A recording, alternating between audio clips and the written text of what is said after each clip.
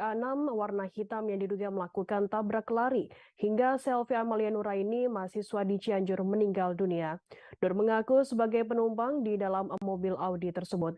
Menurut pengakuannya, mobil tersebut merupakan mobil suaminya yang berpangkat perwira polisi. Dalam pengakuannya, Nur mengatakan dirinya adalah istri kedua dari seorang polisi yakni berinisial Kompol D. Suaminya saat itu berada dalam iring-iringan mobil yang akan melakukan penyidikan kasus pembunuhan berantai Wawon CS di Cianjur, Jawa Barat. Nur mengaku mobil tersebut baru 3 kali digunakannya karena mobil pribadinya sedang diperbaiki di bengkel. Saat kejadian meninggalnya Selvi Amalia, ia mengaku sengaja datang ke Jakarta ke Cianjur karena hendak bertemu sang suami di Puncak Cipanas. Lalu ia melihat iring-iringan mobil polisi sang suami melintas. Nur memutuskan untuk ikut dalam iring-iringan mobil tersebut.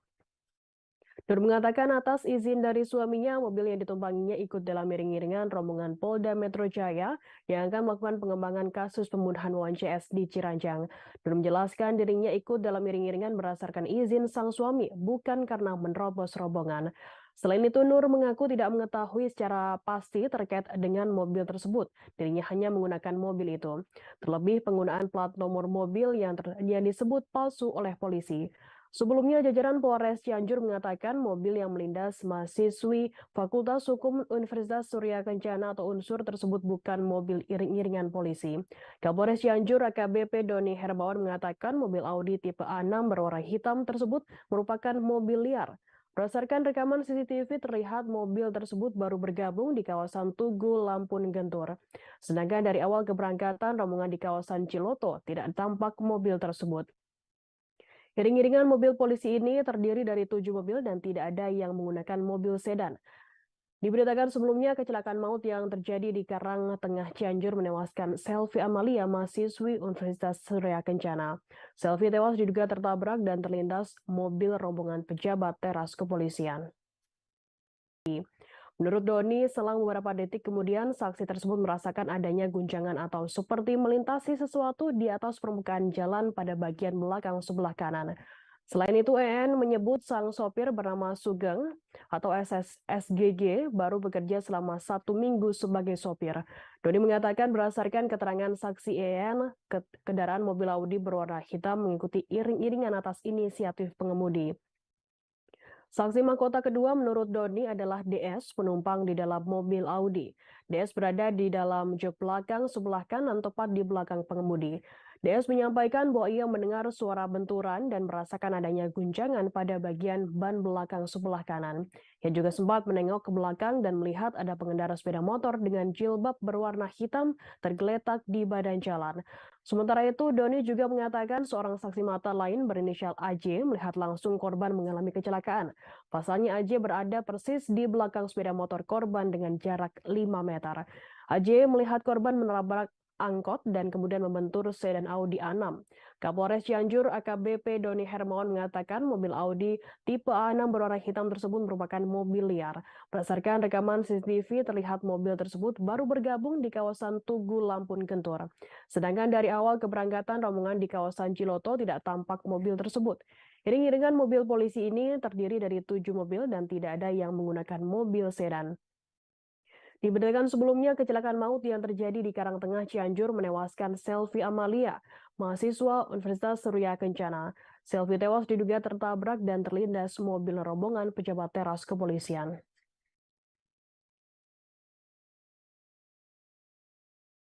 Biasa melintas polisi tidur, ya Pak, portal. Itu ada seperti sedang naik gundukan, itu melewati gundukan. Saksi ini melihat kendaraan Audi ini sempat seperti melindas sesuatu. Kemudian yang ketiga, saksi ketiga dengan inisial US, yaitu berada juga dekat dengan TKP, kurang lebih sekitar 10 meter, korban berprofesi sebagai tukang es kelapa muda. Kemudian yang bersangkutan, saksi US ini menerangkan bahwa melihat bahwa kendaraan sepeda motor itu terjatuh, ya, akibat menabrak angkot ini depannya.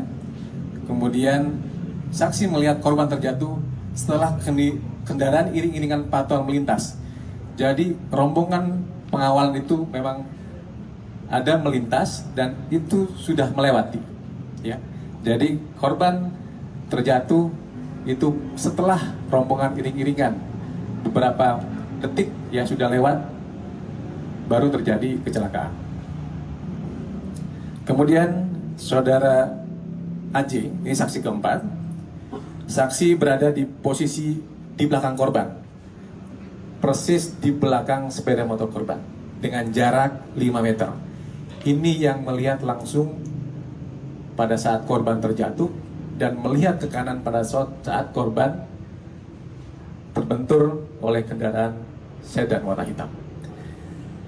Kemudian AJ menerangkan bahwa melihat jelas kendaraan sepeda motor Honda Beat menabrak kendaraan roda 4 di depannya, yaitu kendaraan angkot.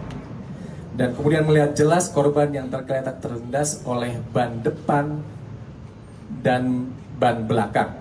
Nanti apakah terlindas, terbentur, mungkin nanti secara teknis disampaikan nanti oleh dari tim. Polres Cianjur membantah pernyataan Nur 23 tahun yang mengaku sebagai penumpang mobil sedan Audi A6 yang menewaskan Selvi Amalia Nuraini hingga meninggal dunia Minggu 29 Januari.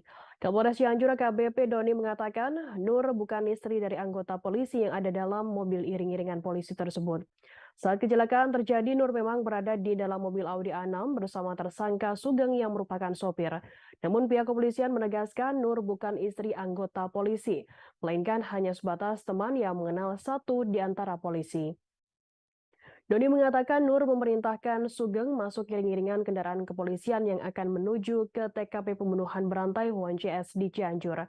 Doni menerangkan Nur berani memerintahkan karena merasa mengenal dengan anggota polisi yang ada di rombongan tersebut. Sehingga ia menyelonong masuk ke rangkaian iring-iringan tanpa izin. Selain itu Doni membantah terkait keterangan Nur yang menyebutkan mobil Audi tipe A6 tersebut milik suaminya yang juga anggota polisi. Sebelumnya diberitakan Nur 23 tahun penumpang mobil Audi A6 menggunakan mobil Audi A6 warna hitam merupakan milik suaminya yang seorang perwira polisi yang ada di dalam salah satu mobil iring-iringan kendaraan tersebut. Dalam pengakuannya, Nur mengatakan dirinya adalah istri kedua dari seorang polisi yakni berinisial Kompol D. Suaminya saat itu berada dalam iring-iringan mobil yang akan melakukan penyidikan kasus pembunuhan berantai Wan CS di Cianjur, Jawa Barat. Nur mengaku mobil tersebut baru 3 kali digunakannya karena mobil pribadinya sedang diperbaiki di bengkel. Saat kejadian meninggalnya Selvi Amalia, ia mengaku sengaja datang dari Jakarta ke Cianjur karena hendak bertemu sang suami di Puncak Cipanas. Lalu ia melihat iring-iringan mobil polisi sang suami melintas. Nur memutuskan untuk ikut dalam iring-iringan tersebut. Nur mengatakan atas izin suaminya, mobil yang ditumpangnya ikut dalam iring-iringan rombongan Polda Metro Jaya yang akan melakukan pengembangan kasus pembunuhan Wan CS di Ciranjang. Nur menjelaskan dirinya ikut dalam iring-iringan berdasarkan izin sang suami, bukan karena menerobos rombongan. Selain itu, Nur mengaku tidak mengetahui secara pasti terkait dengan mobil tersebut. Dirinya hanya menggunakan mobil itu saja. Terlebih penggunaan plat nomor mobil yang disebut palsu oleh polisi.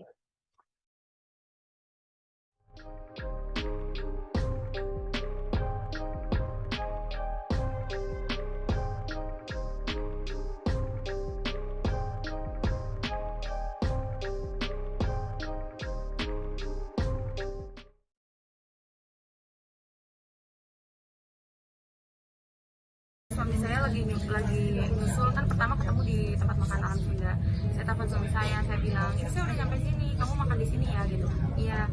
Lalu setelah nggak lama dari situ suami saya iring-iringan. Setelah iring-iringan, saya teleponan sama suami saya kan, ikut ya, iya ikut, ya udah nggak apa-apa Bi, tutup jendelanya gitu kan. Ya udah, akhirnya saya ikut iring-iringan di belakang gitu.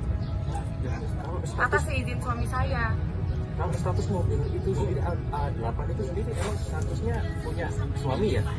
Punya suami, jadi saya nggak tahu menau dan waktu itu saya dipinjemin mobil itu karena mobil saya lagi di bengkel. Kalau untuk plat nomornya itu beneran asli atau palsu? Kalau untuk plat nomor mobilnya kayak gimana itu saya nggak tahu sama sekali. Yang tahu suami saya. Berapa hari baru dipinjam? Saya baru 3 kali pakai mobil itu, 3 kali ya, bukan 3 minggu, 3 bulan enggak, 3 kali.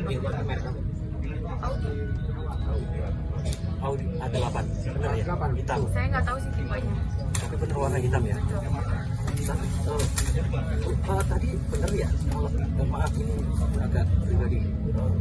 Ibu istri kedua dari... Iya, saya istri. istri pertama atau kedua? Istrinya. Boleh disebutkan nama suami? Ya adalah. Polisi ya? Iya betul. Anggota Polda Metro. Ya. Polda Metro ya? Ya. Polda Metro ya? AKP, boleh inisialin AKP, Kompol, Kompol. Adalah Pak. Inisialnya? D. Brigjen ya? Kompol D. Adalah Pak.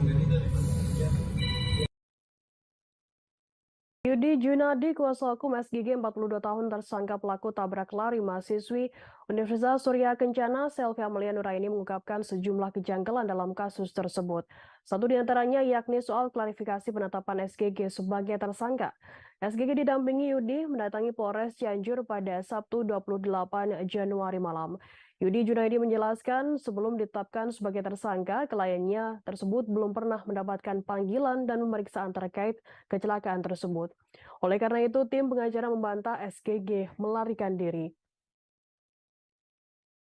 Yudi juga menilai pernyataan polisi yang menyatakan SGG berstatus sebagai DPO dinilai janggal. Ia mengatakan selaku kuasa hukum dirinya menyesalkan pihak kepolisian yang terkesan mengambil kesimpulan hanya sepenggal fakta. Ia menilai adanya kewenangan tanpa data dan fakta kuat merupakan kesewenang-wenangan. Namun di sisi lain, Yudi menghormati keputusan pihak kepolisian yang memiliki kewenangan menetapkan sebagai tersangka. Pada Minggu 29 Januari, Kapolres Cianjur AKBP Doni Hermawan membenarkan kedatangan sopir Audi pelaku tabrak lari mahasiswi Cianjur ke Mapolres Cianjur. Sejak Minggu malam, yang bersangkutan masih dilakukan pemeriksaan dan dimintai keterangan. Karena tersangka sudah menyerahkan diri, pihaknya mencabut status DPO yang sebelumnya ditetapkan kepada tersangka. Di sisi lain, Doni mengatakan dirinya belum dapat melakukan penahanan terhadap tersangka karena masih menunggu hasil pemeriksaan dari penyidik dalam kasus tersebut. Sebelumnya, jajaran Polres Cianjur menetapkan sopir Audi sebagai tersangka tabrak lari mahasiswi unsur hingga meninggal dunia dan juga masuk dalam daftar pencarian orang atau DPO. Polres Cianjur menetapkan sopir Audi sebagai tersangka. Kabid Humas Polda Jawa Barat Ibrahim Tompo mengatakan pengemudi tabrak lari tersebut ditetapkan sebagai tersangka setelah dilakukan gelar perkara hasil dari penyelidikan. Karena tersangka tersebut ada upaya melarikan diri saat akan dilakukan penangkapan, pihaknya mengeluarkan DPO sebagai tersangka laka lantas.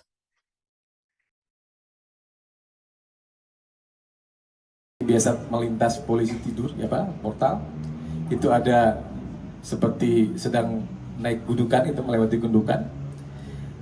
Saksi ini melihat kendaraan Audi ini sempat seperti melintas sesuatu.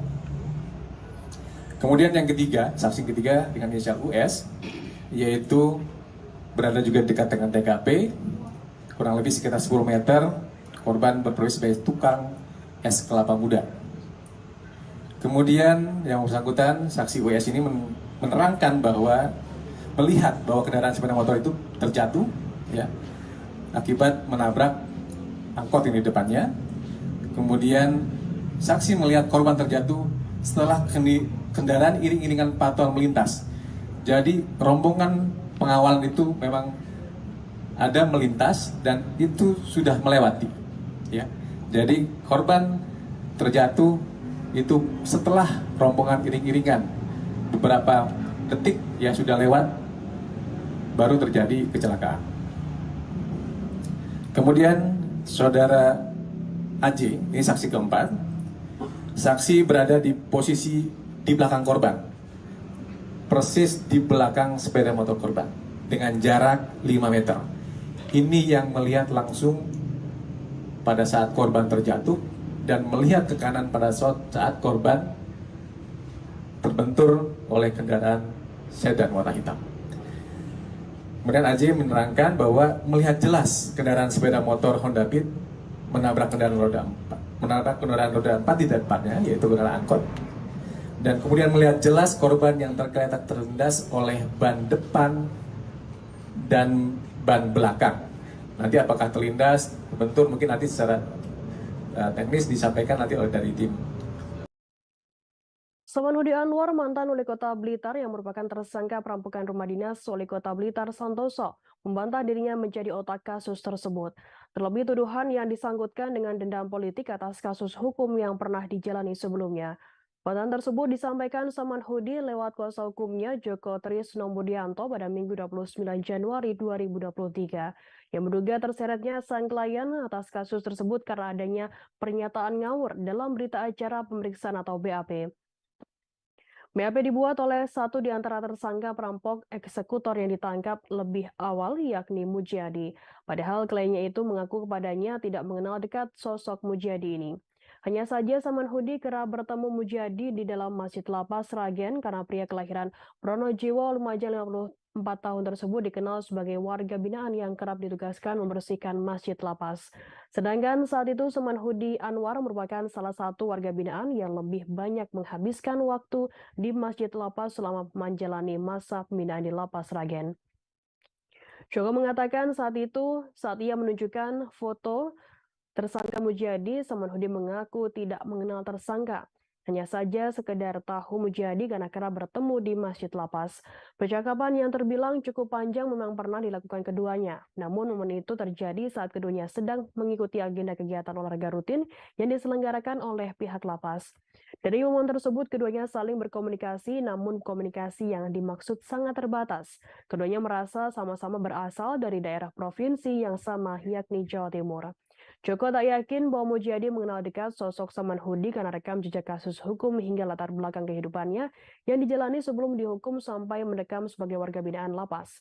Pasalnya, Samanhudi tidak pernah bercerita secara detail mengenai kasus yang mengantarkannya menjadi warga binaan lapas. Artinya, Joko Trisno menegaskan selama kurun waktu tersebut tidak ada momen percakapan secara sistematik yang dilakukan oleh Samanhudi mengajak Mujadi untuk merancang perampokan sebagai wujud dari aksi balas dendam politiknya, seperti sebagaimana yang dilansir oleh pihak kepolisian. Oleh karena itu, Joko Trisno menyayangkan bila terseretnya Samanhudi atau kliennya dalam kasus perampokan rumah dinas tersebut hanya didasarkan pada BAP pengakuan tersangka Mujadi. Padahal Samanhudi hanya tahu Mujadi sebagai sesama warga binaan di Lapas Sragen, tapi tidak mengenal secara dekat. Apalagi dengan 4 orang tersangka lainnya, yakni Asmudi 54 tahun, Ali Jayadi 47 tahun, Oki Suryadi 35 tahun, dan Medi Afrianto 35 tahun, Samanhudi tak mengenal keempatnya. Joko menerangkan ada satu bahasa Mujadi yang menurutnya tidak pas. Kepada polisi, Mujadi bercerita Samanhudi mengalami sakit hati di tahun 2015 karena ikut menyeret Santoso. Namun hal itu langsung dibantah Joko. Joko mengatakan pada saat itu hingga kini hubungan Santoso dengan kliennya sangatlah baik. Setelah mengetahui hal tersebut, selama mendampingi kliennya menjalani pemeriksaan di ruang unit 1 Subdit 3 Jatanras di Treskrim Polda Jatim sejak Jumat 27 Januari malam hingga Sabtu 28 dini hari. Setibanya pada momen persidangan nanti, Joko Trisno menegaskan pihaknya akan membidik tersangka Mujadi untuk memastikan kebenaran kesaksiannya dalam BAP tersebut. Apalagi kesaksian Mujadi dalam BAP tersebut juga menyebut adanya motif dendam atau sakit hati sebagai latar belakang Samanhudi terlibat dalam kasus tersebut. Padahal hubungan Samanhudi Anwar dengan Santoso yang kini menjabat sebagai wali kota Blitar selalu terjaga dengan baik. Bahkan sejak sebelum adanya kasus korupsi yang menimpa Samanhudi Anwar tahun 2018, kualitas hubungan baik tersebut juga tercermin pada sebuah momen saat Santoso membesuk Samanhudi Anwar saat ditahan di Lapas Kelas 1 Surabaya berlokasi di Sidoarjo. Sehingga Joko bisa menyimpulkan BAP yang dibuat Mujadi adalah palsu.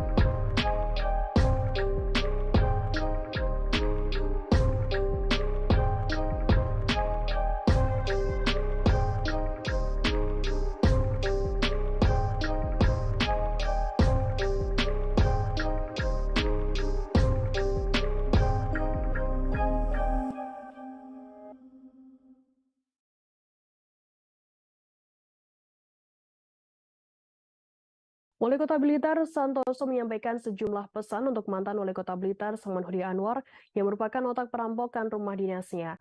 Yang berdoa agar Samanhudi diberikan kesadaran sehingga bisa kembali ke jalan yang benar. Diketahui kejadian perampokan terjadi pada 12 Desember 2022 lalu. Selain Samanhudi Anwar, polisi telah menetapkan tersangka terhadap 5 orang lainnya. 3 orang tersangka ini berhasil ditangkap yakni Mujadi 54 tahun, Asmuri, dan Ali. Sementara 2 tersangka lainnya yang masih dalam pengejaran yakni Oki Suryadi 35 tahun dan Medi Afrianto 35 tahun. Santoso menyebut tetap akan menghormati dan menghargai Samanhudi. Hal ini lantaran dirinya dulu pernah bekerja bersama untuk Kota Blitar. Diketahui Santoso pernah menjadi wakil wali kota Blitar mendampingi Samanhudi yang menjabat sebagai wali kota Blitar periode 2016-2019. Santoso akan tetap menghormati proses hukum yang saat ini tengah berlangsung. Ia juga mengucapkan terima kasih banyak atas kerja keras kepolisian baik dari Polda Jatim dan jajarannya termasuk Polres Blitar Kota. Sedikit demi sedikit peristiwa yang menimpanya secara pribadi bisa terungkap. Dirinya juga berharap dengan sudah terkuaknya kasus perampokan di rumah dinas itu, masyarakat di kotanya menjadi lebih kondusif. Ia pun berharap polisi juga berhasil menangkap 2 pelaku lainnya yang hingga kini masih menjadi buron. Santoso mengatakan dirinya mengetahui kabar terkait penangkapan mantan wali kota Blitar Samanhudi Anwar dari media. Ia juga tetap berpikir positif. Santoso pun mengaku belum pernah bertemu setelah Samanhudi Anwar pasca keluarnya ex-Walko tersebut dari Lapas Sragen. Ia divonis 5 tahun penjara setelah terbukti sah menerima suap 1,5 miliar terkait ijon proyek pembangunan sekolah lanjutan pertama. Sebelumnya, Direktur Ditreskrim Polda Jawa Timur Kombes Pol Toto Suharyanto mengatakan tersangka merupakan penyuplai informasi terhadap 5 orang tersangka eksekutor perampokan tersebut. Artinya pria yang dilantik dengan kumis tebal itu memberikan informasi mengenai keberadaan uang, tata letak, situasi keamanan rumah dinas hingga jalur pelarian seusai mereka menjalankan aksi perampokan. Atas perannya itu, Samanhudi Anwar dikenai pasal 365 Jungto pasal 56 ayat 2 KUHP dengan ancaman kurungan penjara 4 tahun atas aksi kejahatan perampokan tersebut.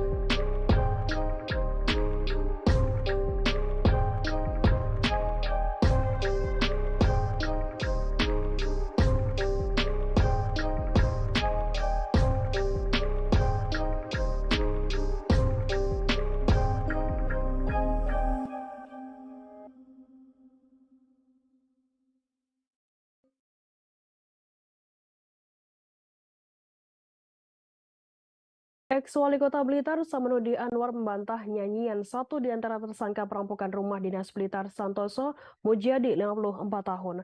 Samanhudi mengaku hanya tahu Mujadi dari wajahnya karena pria ini pernah mendekam bersama di lembaga pemasyarakatan dan sering bertemu di Masjid Lapas.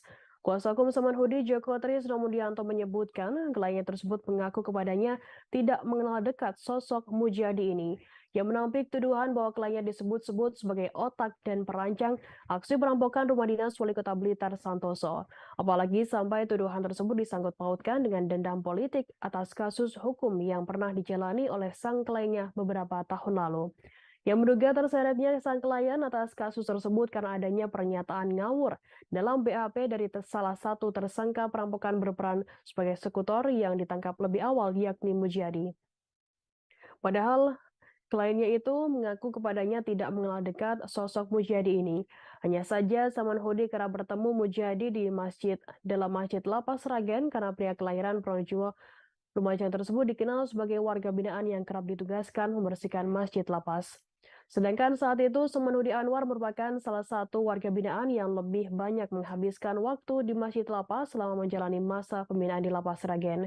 Percakapan yang terbilang cukup panjang memang pernah dilakukan keduanya.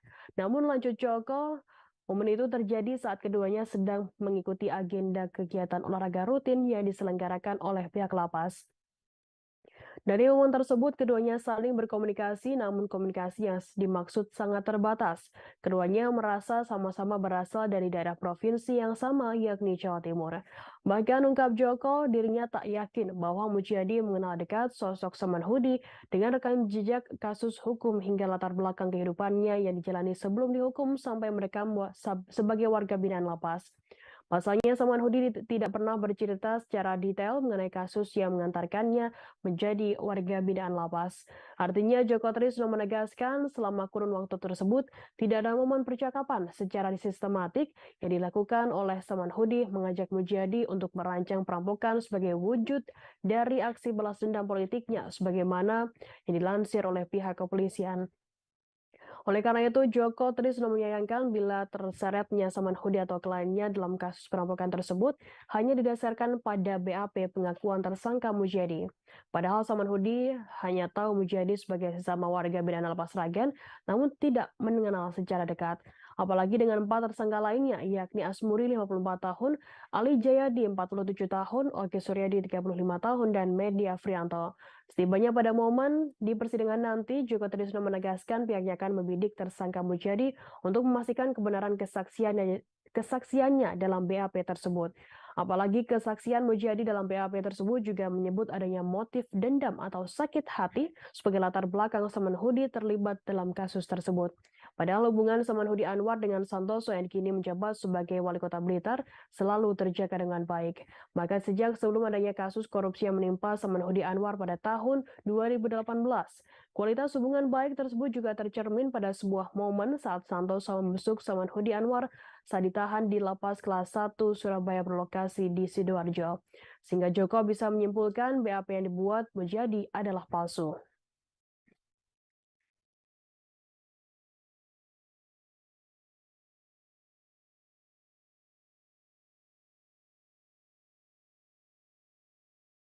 Kapolres Sorong Kota kembali menangkap satu di antara pelaku pembakaran wanita hidup-hidup bernama Wage Suti di Sorong, Papua Barat.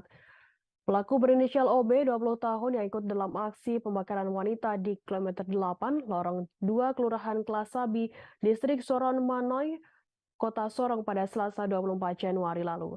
OB ditangkap tim gabungan Polres Sorong Kota pada Sabtu 28 Januari, sekira pukul 13.40 waktu Indonesia Timur. Kapolres Sorong Kota melalui pelaksana harian atau PLH Kasatreskrim Polres Sorong, Ibtu Ade Andini mengatakan terkait kasus pembakaran wanita ini sudah ada 3 orang yang diamankan. Bahkan 2 orang yakni FT dan AT sudah ditetapkan sebagai tersangka. Sementara OB masih berstatus sebagai terduga pelaku. Penangkapan OB berdasarkan keterangan dari tersangka FT dan AT yang ditangkap pada 25 Januari 2023 lalu. OB diduga berperan menganiaya korban sebelum dibakar hidup-hidup. Pelaku diduga memukul korban sebanyak 7 kali secara terus-menerus. Ade Andini menegaskan Polres Sorong Kota akan bekerja maksimal mengungkap kasus pembakaran wanita di Sorong ini. Sementara itu, Kombes Pol Happy Perdana Yudianto mengatakan ada 4 nama yang dikantongi polisi dalam perkara wanita dibakar hidup-hidup ini. Keempat nama tersebut dikantongi polisi berdasarkan hasil pemeriksaan tersangka FT dan AT. Satu di antaranya yang sudah diamankan yakni berinisial OB. Sebagai informasi, tersangka FT merupakan pembakar wanita di kota Sorong hingga korban meninggal dunia. FT diduga menjadi pelaku utama yang menyiramkan bensin ke tubuh korban. Lalu tersangka AT diduga sebagai pembawa botol berisi bahan bakar jenis Pertalite. AT juga disebut berperan menyiramkan bensin ke tubuh korban. Di sisi lain, Wage Suti diduga mengidap masalah kesehatan jiwa. Mengenai dugaan korban bagian dari penculik anak di Sorong, polisi belum menemukan buktinya. Wage Suti sempat dibawa ke Rumah Sakit Umum Daerah Selebesolu, Kota Sorong. Namun nyawa Wage Suti tak terselamatkan dan meninggal di RSUD Selebesolu.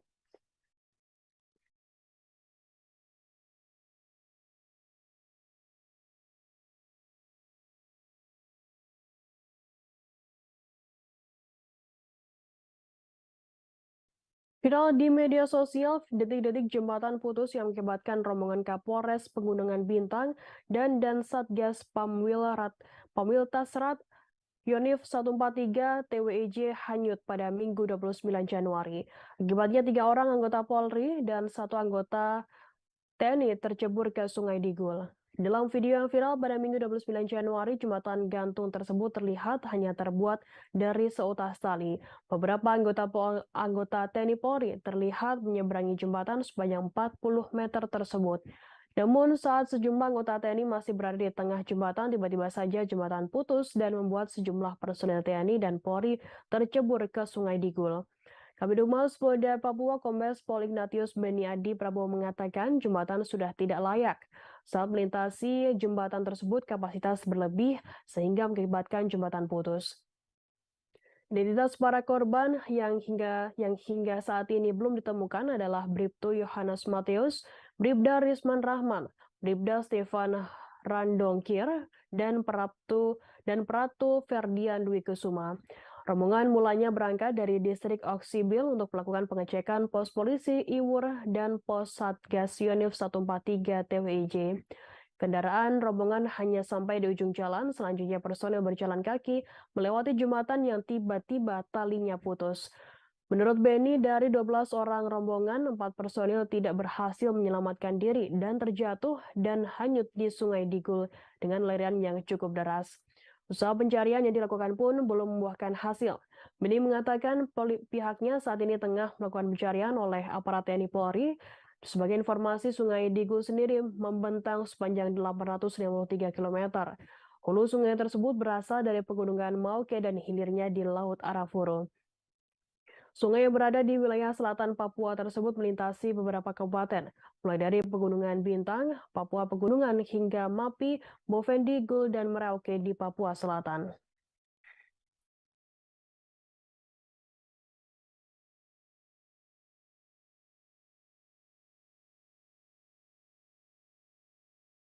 Rahmat Aulia, seorang bocah berusia 11 tahun menangis haru seusai berjuang membawa sang ayah menggunakan becak motor sejauh 160 km untuk berobat Minggu 29 Januari. Rahmat membawa becak tersebut dari Kabupaten Pidi Jaya ke Rumah Sakit Umum Cut Mutia, Aceh Utara, Provinsi Aceh. Saat ini Rahmat sedang menemani ayahnya Rusli Yusuf yang terbaring di ruang perawatan RSUCM. Bocah ini pun bercerita dengan wajah yang tegar menghadapi kondisi orang tuanya. Ia hanya bisa duduk di sebelah ranjang sedang ayahnya terlihat lelah dengan kondisi perut yang membesar layaknya hamil.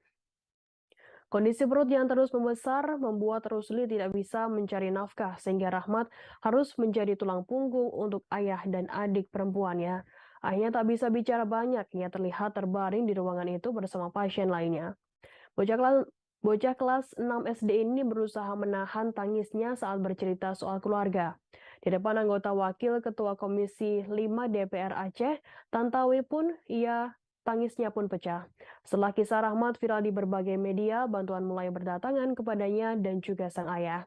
Didampingi Sekretaris Hendra Yuliansyah, ia mendorong agar Dinas Kesehatan Aceh dan Dinas Sosial Aceh membuat sistem pengaduan terpadu untuk kasus-kasus seperti yang dialami oleh Rahmat. Sementara itu, Kepala Hubungan Masyarakat RSUCM Aceh Utara, Hari Laksmana, menyebutkan penyakit yang diderita Rusli disebut gangguan sel hati yang menyebabkan penimbunan cairan di rongga perut. Penyakit ini masuk dalam gangguan salur cerna. Hari mengatakan untuk tahap awal akan dilakukan pemulihan kondisi umum terlebih dahulu, seperti perbaikan kondisi darah dan juga kadar gula. Setelah normal, baru dilakukan penyedotan cairan di perut yang rencananya akan dilakukan pada Senin 30 Januari 2023.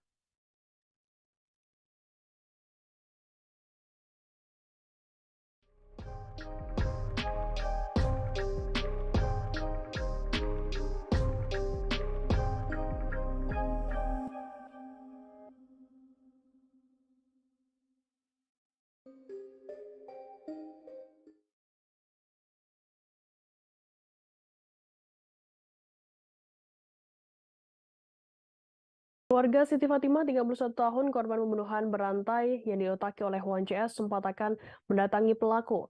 Hal itu dimaksudkan untuk menagih uang yang selama ini diberikan Siti kepada pelaku untuk investasi.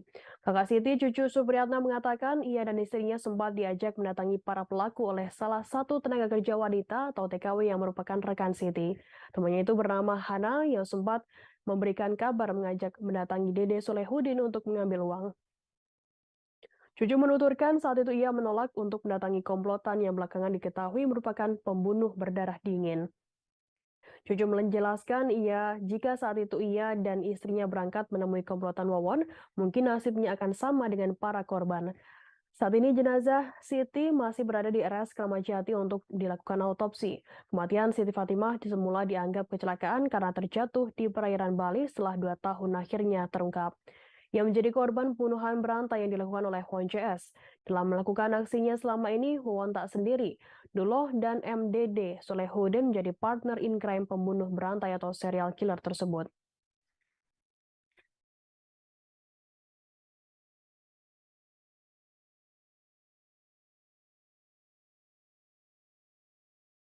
Neng Ayu 5 tahun, anak kandung dari Won Erawan alias Aki dan Ayu Maimunah hingga kini belum mengetahui jika ibu serta kedua kakaknya sudah meninggal akibat diracun oleh sang ayah.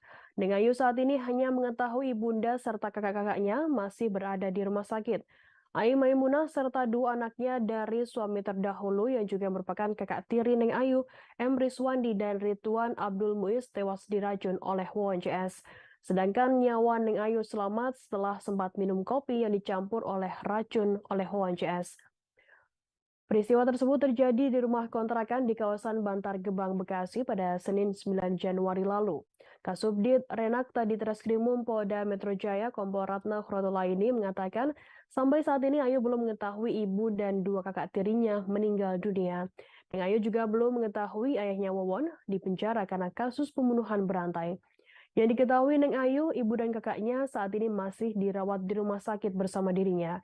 Ratna mengatakan mulanya Neng Ayu merengek ingin pulang ke rumah ayahnya. Namun lambat laun ia mulai membaur dengan anak-anak yang lainnya. Kompol Ratna Khrotolaini memastikan Neng Ayu mendapatkan penanganan terbaik seperti menjalani terapi, konseling, hingga psikolog. Neng Ayu akan belajar di Taman Kanak-kanak dalam waktu dekat. Sebelumnya diketahui sebanyak 9 orang korban tewas dalam pembunuhan berantai atau serial killer yang dilakukan oleh tersangka Won Erawan alias Aki Banyu, Solihin alias Duloh, dan Dede Solehudin. Adapun modus para tersangka adalah dengan menjanjikan penggandaan kekayaan dengan cara supranatural. Dalam hal ini, 2 orang menjadi korban penipuan sekaligus dibunuh oleh para tersangka. Sementara itu, untuk 7 korban tewas yang dibunuh oleh tersangka diketahui karena mereka dianggap berbahaya lantaran mengetahui tindakan kejahatan penipuan yang dilakukan. Kasus pembunuhan berantai Won CS terungkap setelah ada peristiwa keracunan satu keluarga di Bantar Gebang, Bekasi, Jawa Barat. Dalam peristiwa tersebut, korban bernama Ayu Maimunah dan kedua anaknya Ridwan Abdul Muiz 20 tahun serta M. Rizwandi 16 tahun tewas karena diracun. Namun belakangan diketahui mereka ternyata diracun menggunakan pestisida hingga racun tikus. Sementara itu, seorang anak bernama Neng Ayu 5 tahun selamat dari tindakan biadab Won CS ini. Seorang pelaku bernama Dede yang diikut menenggak racun guna mengaburkan pembunuhan tersebut selamat karena kadar racun yang diminumnya sedikit. Setelah terbongkar aksi jahat tersebut, polisi pun menangkap 3 tersangkanya, yakni Won Erawan alias Aki Banyu, Solihin alias Duloh, dan MDD Solehudin. Singkat cerita, ternyata ada aksi pembunuhan lain yang dilakukan oleh para tersangka. Won CS ternyata pernah melakukan pembunuhan di Cianjur dan Garut, Jawa Barat. Di Cianjur terdapat 5 orang korban, 4 diantaranya merupakan keluarga dari pelaku. Won membunuh istrinya Wiwin. Dia juga membunuh anaknya Bayu 2 tahun dan mertuanya yang juga ibu korban Wiwin yakni Noneng. 1 orang lainnya yang dibunuh yakni bernama Parida. Parida diketahui merupakan seorang tenaga kerja wanita yang dijanjikan dapat menggandakan uang oleh para tersangka. Keempat jenazah tersebut dimasukkan di 3 lubang di sekitar rumah Won di Cianjur bersama semua barang-barangnya. Tersangka menutup lubang dengan cara dicor dan dikeramik agar jejak korban tak terlihat. Selanjutnya, 1 korban lainnya bernama Halimah yang merupakan istri kelima dari Won.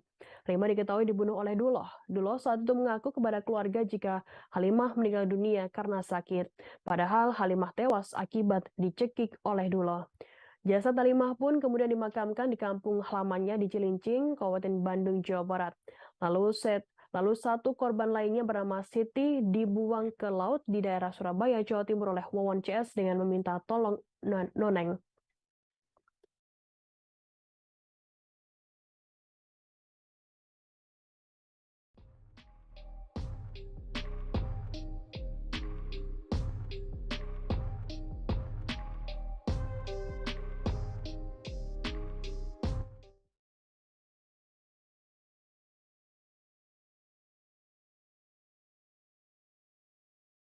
Benar, informasi tadi sekaligus menutup perjumpaan kita dalam live update pagi hari ini. Saksikan terus live update di seluruh kanal YouTube dan Facebook Tribun Network. Saya Firdanana beserta keluarga tugas pamit undur diri. Terima kasih dan sampai jumpa.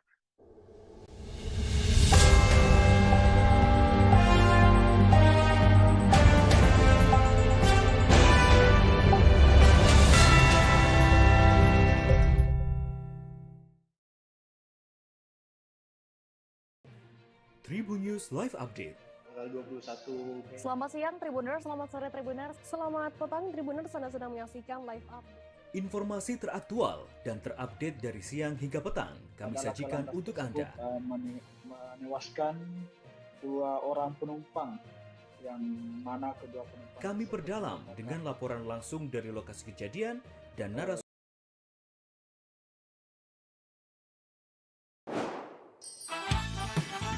Kutraktir sensasi hebat di restoran. Ayo dong, silakan ambil, tambah yuk. Lagi. Sekarang Kutraktir My Box di rumah. Aha. Yuk.